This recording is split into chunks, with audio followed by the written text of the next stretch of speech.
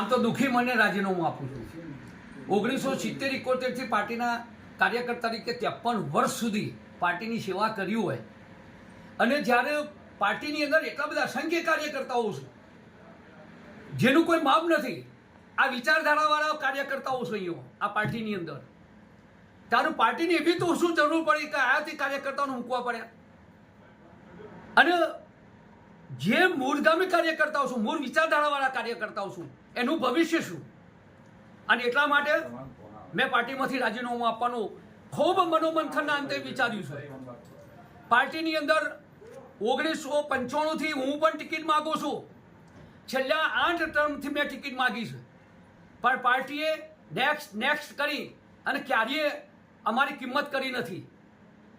હું VHPની અંદર, વિશ્વ હિન્દુ પરિષદની અંદર, કર્ણાવતીની અંદર જ્યારે ગોરધન ઝડપિયાજી મહામંત્રી હતા ત્યારે હું મહેસાણા જિલ્લાનો મહામંત્રી હતો.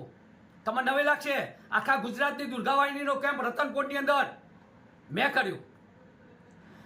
બજરંગદળનો કેમ્પ માણસાની અંદર મારા દ્વારા યોજાયો હતો. એના ખર્ચની બધી યોજનાઓ મેં કરી હતી. 1000 સંતોની યાત્રા નીકળી, એની અંદર પણ મારું યોગદાન છે. મેં પાર્ટીનો વ્યાપ બધા એટલા માટે રાત દિવસ જોયા વગર, મારી ફેમિલી સાથે પણ જોયા વગર મેં ખૂબ પરિશ્રમ કર્યો છે. અને પરિશ્રમના અંતે પણ જો પાર્ટી આયાતી લોકોને જ આપવાની હોય તો અમારી પાર્ટીમાં રહીને કરવું છે શું? હા, જન્મથી 1966થી જનસંઘ જ્યારે RSS જ્યારે જોઈન કર્યું ત્યારથી હું આજ સુધી કેસરિયાના રંગે જ રંગાયેલો છું. ભવિષ્યની અંદર પણ હું કેસરીયો જ રહીશ. હું નરેન્દ્રભાઈને ક્યારેય પણ હાનિ થાય એવો કોઈ પણ પ્રયત્ન નહીં કરું. પણ બહુ થઈ ગયું, હવે હું સક્રિય રહી શકું એમ નથી અને એટલા માટે પાર્ટીમાંથી રાજીનામું આપું છું. હવે આગળનો કાર્યક્રમ શું હશે તમારો?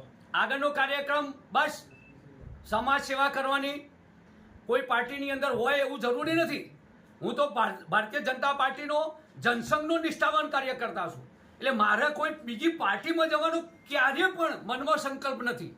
અને એટલા માટે ભવિષ્યમાં બધા કાર્યકર્તાઓ જે પણ પ્રકારનો આદેશ કરશે એ પ્રકારનો, પણ કોઈ પાર્ટીમાં જવા સાથેનો નહીં હોય.